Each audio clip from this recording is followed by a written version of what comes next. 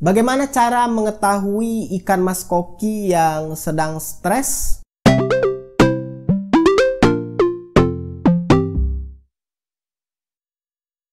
Halo gan, salam iwa buncit. Ya, perkara stres itu sebenarnya bukan hanya ada di manusia ya, ketika akhir bulan atau pertengahan bulan sedang kejerat pinjaman online atau mungkin sedang ada suatu masalah. Ya, stres juga ada pada makhluk hidup lain semisal ikan. Yang akan kita bahas kali ini adalah ikan hias mas koki. Ya, ikan mas koki yang gerasa gerusuk, makannya lahap, nggak pernah ada habisnya, buang kotoran di mana-mana, bikin air keruh, air bau amis, itu ternyata bisa stres. Ya, namanya juga makhluk hidup, dia juga punya hati ya. Bisa juga merasakan lingkungan di sekitar, cuman bedanya ya ikan sebatas ikan, dan ya dia juga bisa stres. Dan syukurnya kita sebagai penghobi harusnya sih tahu ya ciri-ciri ikan itu stresnya itu gimana dan kira-kira gimana cara mengatasinya. Ya, untuk mengetahui ikan mas koki yang sedang stres itu sebenarnya mudah. Ya, tinggal lihat aja apa yang dialamin manusia, kelakuan manusia kalau stres itu gimana. Ya, kurang lebih mirip lah dengan ikan mas koki.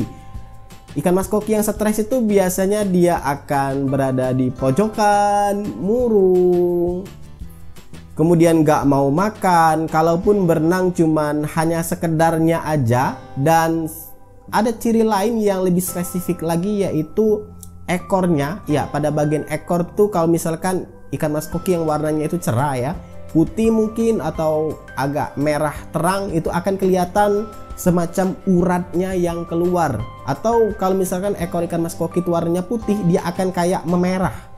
Nah, itu adalah ciri dari ikan mas koki yang stres. Biasanya sih kalau yang sudah merah itu sudah stres tinggi ya. Tapi kalau ikan mas kokinya masih stres-stres ringan, itu biasanya nggak terlalu muncul untuk yang urat merah di ekor tadi. Biasanya ya paling dia nggak mau makan, kemudian dia berenang di bawah atau mungkin di dasar aja. Kalaupun berenang hanya sekenanya aja. Nah, itu sudah tanda-tanda atau ciri ikan mas koki stres. Nah, gimana cara ngatasinya? Ya, tinggal kamu kasih perlakuan yang baik aja, atau mungkin kamu cek untuk kondisi airnya. Ya, perlakuan baik di sini maksudnya mungkin saja makanan yang kamu berikan nggak cocok dengan dia, atau mungkin nggak selera kali ya. Bisa kamu ganti dengan makanan yang lain. Tapi biasanya sih ikan mas koki ini karena dia omnivora ya, makan serangga, makhluk hidup, dia juga makan tumbuh-tumbuhan, lumut itu dimakan juga oleh ikan mas koki. Biasanya sih nggak terlalu milih, tapi kamu bisa coba ganti ke makanan lain. Mungkin selama ini dikasih pelet kering, entah itu floating ataupun sinking, kamu bisa ganti dengan pakan hidup semisal cacing beku, cacing sutra, atau mungkin coba kasih ulat Hongkong juga bisa. Admin pernah kasih seperti itu, tapi belum sempat aja kebikin videonya. Next, kalau ada kesempatan admin akan coba buatkan videonya. Kamu ganti makanannya, kemudian kalau misalkan dia masih nggak mau juga, kamu bisa amati. Kalau misalkan kualitas airnya mungkin kurang baik, tapi biasanya kalau kualitas air itu kurang baik, biasanya dia nggak hanya ikan tertentu aja, tapi biasanya satu akuarium bisa kena. Dengan kondisi kalau kualitas airnya sudah kelampau buruk ya. Tapi untuk beberapa ikan kan kita ketahui bahwa ya sama seperti manusia, punya antibody yang beda-beda tingkatannya. Mungkin ada yang dengan kualitas air yang sedikit aja di bawah rata-rata sudah stres, atau mungkin ada ikan yang butuh ke tengahnya dulu, mungkin sudah setengah buruk kualitas air, mungkin dia baru stres. Ada yang kebal dengan air yang nggak terlalu baik, bahkan buruk. Itu ada juga ikan mas koki yang seperti itu bisa bertahan, atau mungkin baru saja stres. Jadi memang setiap ikan mas koki ini punya tingkatan sendiri. Nah, kamu cek kualitas air, apakah airnya itu sudah berbau kayak pesing, mungkin amis. Nah, itu ciri tanda kalau kualitas air buruk. Semisal kadar amonianya tinggi, kamu ganti filter mekaniknya, coba kamu perbanyak media biologinya, atau coba kamu tambahin karang jahe, batu zeolit untuk menyerap amonianya.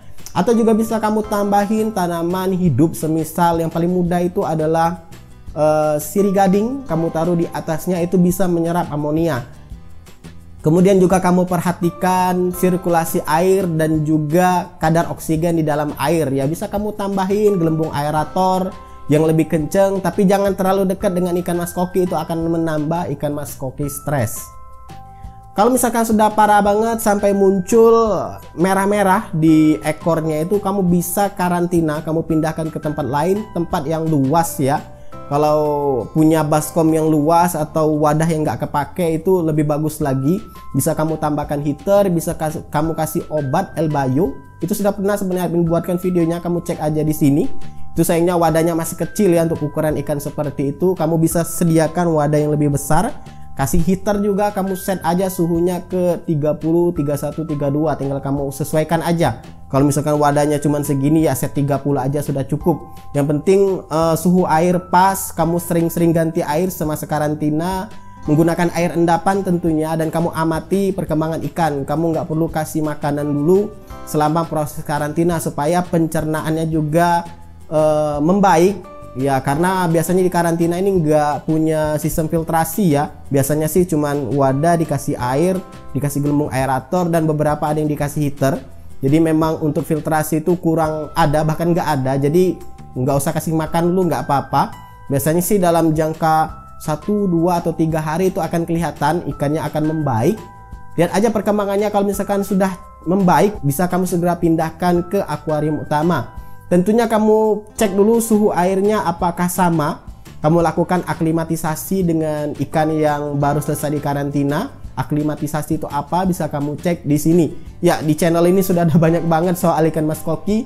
Tinggal kamu rajin-rajin aja telusurin di channel ini, ada beberapa pertanyaan mungkin yang agak spesifik juga biasanya ada sudah di channel ini. Mungkin aja ngumpet di beberapa video yang harus kamu ulik lagi. Kendati pun ikan mas koki yang lincah seperti ini tetap bisa stres ya. Bisa juga murung, bisa juga sedih. Namanya juga makhluk hidup. Jadi kamu harus perhatikan. Kita suka ngelihat dia berenang seperti ini kesana kemari, lincah banget. Bahkan semua tanaman, kalau kamu masukin tanaman hidup ke dalam akuarium ikan mas koki, itu pada aroges, hancur. Tapi mereka juga bisa murung. Nah, kalau sudah murung, kamu perhatikan penyebabnya apa. Oh ya, satu lagi bisa juga karena faktor suhu air ya. Suhu air, misalkan nih kamu taruh akuarium di luar atau tempat yang terkena angin, terkena air hujan. Dari awalnya suhunya itu sudah sejuk di air tersebut, kena hujan atau perubahan cuaca jadi hangat, berubah menjadi dingin. Itu juga bisa membuat ikan mas koki stres dengan perubahan suhu air yang berubah-ubah. Kamu bisa tambahkan heater ke dalamnya. Nah, untuk tata cara pemasangan heater bisa kamu cek di sini supaya nggak kejadian yang aneh-aneh untuk heaternya sendiri dan untuk keselamatan kamu dan orang di rumah juga. Semoga bermanfaat. Silahkan like, subscribe, dan bagikan channel ini ke teman-teman kamu. Dan jangan lupa kunjungi situs iwakbunci.com karena ini akan update beberapa konten yang mungkin hanya bisa dalam bentuk artikel saja. Semoga bermanfaat dan see ya.